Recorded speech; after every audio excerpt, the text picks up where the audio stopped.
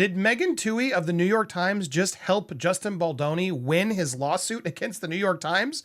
Because this sounds real bad. We got Beard Lawyer here to break it down. Welcome to Popcorn Planet. I am Andy Signore. So glad to be back with Reyes, my beard lawyer. How you doing, sir? I'm fantastic. How are you? I'm so happy to have you here. Thanks for waking up early as we get into this latest update regarding this saga, which is just everybody is still talking about. I want to recap it for you, okay? And then I want to get your thoughts legally if this really will cause any damage. Because I know, realistically, this is a hard case to win. But here it is. We can bury anyone inside a Hollywood smear campaign. This is the infamous New York Times article. Now, there's been a lot of debate from Blake Lively's team of, well, we didn't really feed this to them. Justin's team leaked it to the press when we filed our complaint. The New York Times was just doing their research. Nonsense. Clearly, Team Blake had fed this to New York Times and Meghan Twohey. She's a respected journalist who took down Harvey Weinstein, et cetera. But a lot of people are now looking at her and this case more clearly, Reyes. And so here's what happened. So they've sort of in their gag orders, they've been trying to say like, well, look, we weren't the first ones to put this out. They keep saying we did it first by leaking it to Times. Who leaked it to TMZ? Yada, yada has been the big issue, right, Reyes? But then we've gone through, and as people notice, when you open up these images and look at the metadata above it, which here I'm going to make sure I can scroll down so you can all see it more clearly. When you do this, you see the dates, and the dates make it clear that this was way earlier. Here, hold on, sorry, the reveal is coming. The reveal shows that the date, this was made on 12/16. The filing was on 12/21.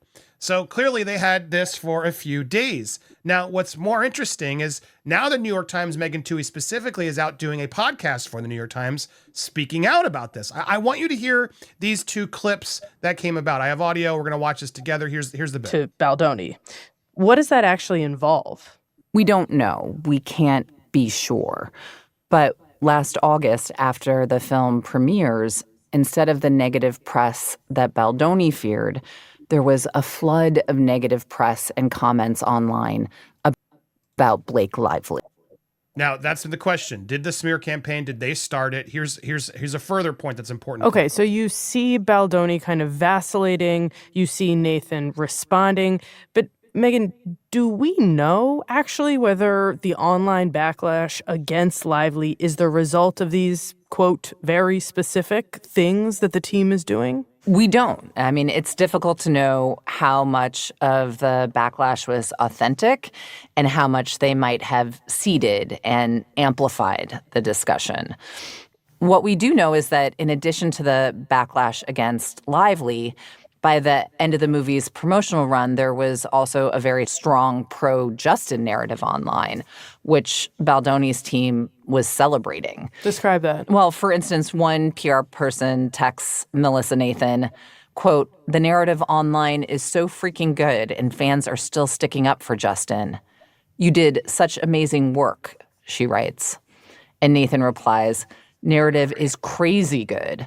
The majority of socials are so pro-Justin, and I don't even agree with half of them. LOL."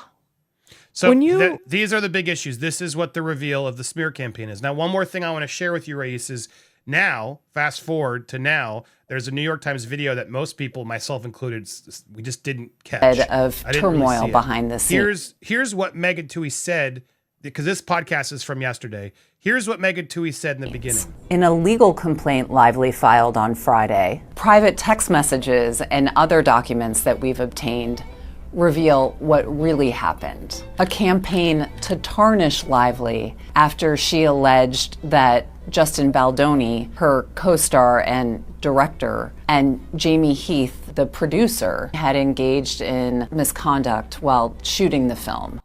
Of turmoil behind. There's a whole piece. We can play this and we'll probably go through this in a later video. But did you hear what I heard? First of all, there's one thing I want to notice. The headline on the video says an alleged smear campaign, which is interesting. This says inside a Hollywood smear machine. Like they took away the alleged, for one, which is it's an interesting. But did you hear what she said? Of turmoil behind the scenes. In a legal complaint Lively filed on Friday, private text messages and other documents that we've obtained reveal what really happened. So in a legal document, but also things we've obtained explains what really happened. Not allegedly, We don't know what really happened. And now when you go back and you see these new updates, well, could it have not been a smear and could have been organic? Well, we don't know. We don't know what's really authentic. We don't know how much was seeded or amplified. We can't be sure. So I put this back because this doesn't look good. And sorry, I want to get your thoughts legally. There's a lot to break down. Also, chat, this video that we just watched, shout out, I'm going to give her a shout out. I don't have it up here, but I'm going to give her a shout out. She discovered here the metadata of this video race shows that it is in a directory on 12/12/2024.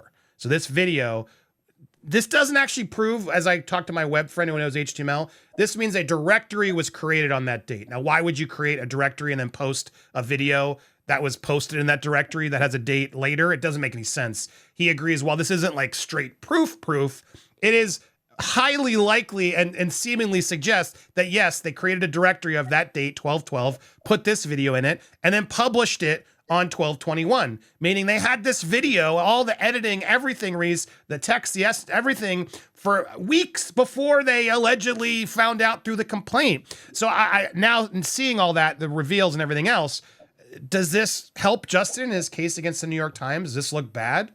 It looks really bad.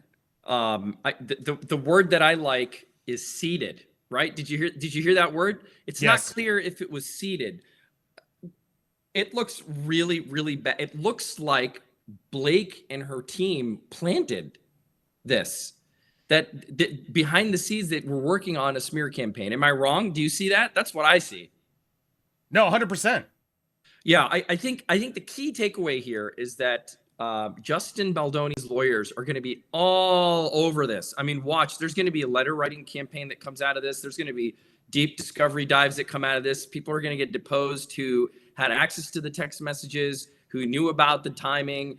And also the video editing, I imagine, at the New York Times, right? Because that is a big deal. The video editing, the B-roll, look, it's not like how you and I may do things where we turn on a camera and we just film. There's a whole freaking team. People know about this. This is not something that just happening in a silo, is my point. And that's exactly what the law and discovery is designed to do, particularly digital and forensic evidence. And I deal with this a lot in my internet defamation cases, right? And so the deep dive into the digital aspects of this is going to apparently be a big reveal. I don't think it's going to work favorably for Blake. I just don't.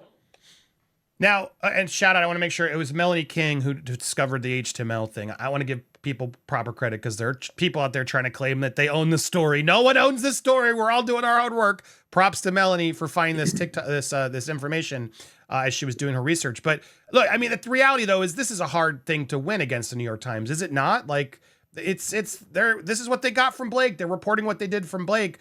Does he actually have I mean, this looks bad. It does look like Blake was smearing Justin. It looks like this retaliation was two-sided, if anything, right?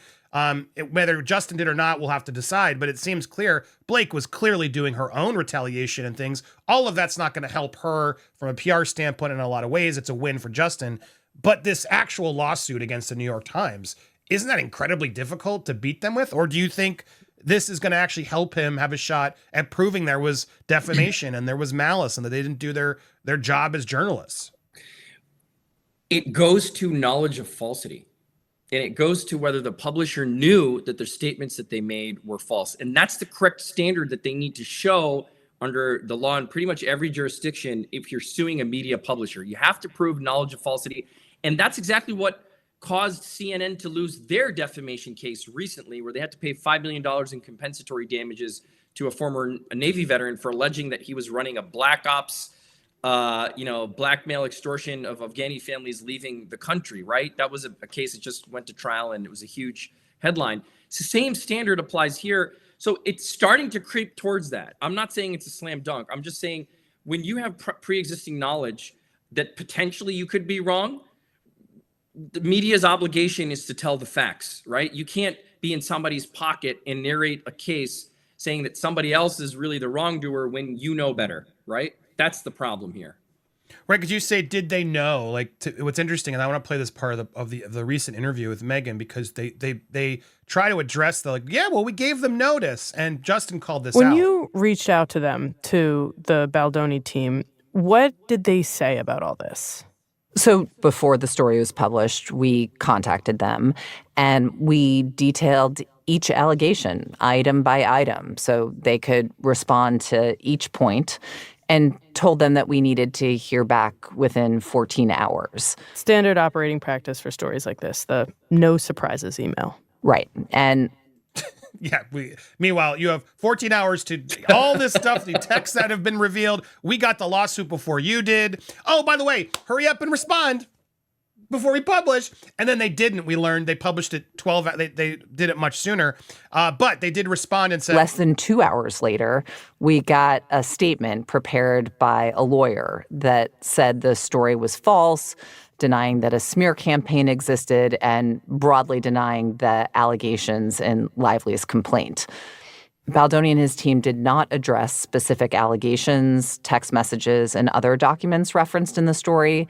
They did not agree to interviews, nor did they provide any additional information. Now, this is interesting. So that to me is very telling. They denied it. They didn't have much time. They're on a clock, and then suddenly 5 hours later, we're publishing this anyway. How do you even engage in that as a lawyer? It seems incredibly unfair that they're stacked up against Blake. They're told it's not true. They clearly didn't have all the text exchanges, or they did. Either Blake gave them to him edited, or the New York Times actually edited themselves. That's still, I guess, unclear how they were in cahoots. But can a journalist just say, well, look, we reached out, they said it didn't happen, but they didn't really give us more, and we had to do our deadline, so we're clear? Or does this show a lack of doing their job? At this point, I think it's too early, and I would caution people to not jump to a conclusion, because it is, look, when you have breaking news and you get a piece of evidence or what you think is evidence, and you're covering a massive celebrity defamation lawsuit or harassment lawsuit, you want to, publish. You want to be able to claim at least that, hey, we reached out and we asked for commentary. We haven't heard anything. Certainly, they couldn't take the position that we heard something and they're refusing to talk to us unless that's true, right? So it's a little strange, Andy. It's a little strange, but this could be a very, very big rabbit hole that Justin Baldoni and his team drill down on to find out exactly if somebody was in bed with the New York Times and who, to set this up in a way, as you heard, seeding a narrative that maybe didn't exist. So legally, who do you think's winning this so far, based on what you're covering? Oh man, that is such a.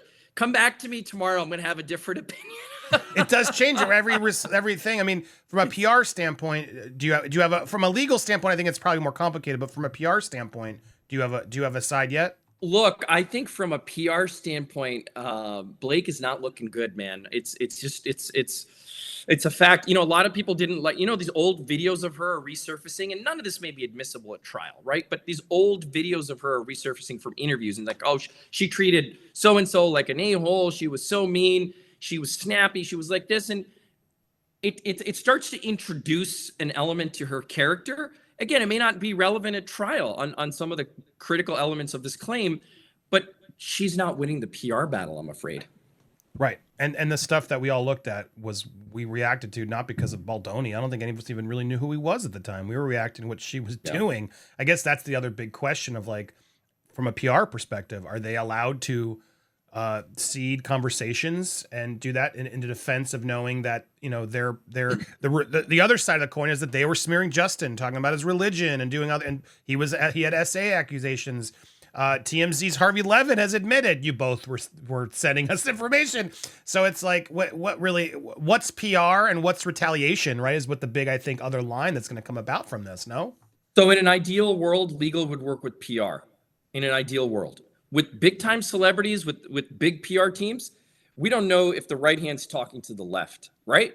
People on the PR side may feel very, very different and very aggressive on what needs to get out. The lawyers are typically playing cautious. I mean, you've already seen letters where Blake Lively's team is accusing Baldoni's lawyers of defamation, right? Saying, "Oh, you guys did this. You faked this. You said this to the press and this and that, and you filed this lawsuit as an extortionary tactic and this, that, and the other thing." And it's like all of it's a bad look. Lawyers typically know better. Most lawyers who deal with this stuff, we don't make statements to the press for exactly this reason. If we make a statement, we simply say, "Yeah, we filed a lawsuit and let's see what happens." Right? So it's the PR versus legal is always going to be a battle.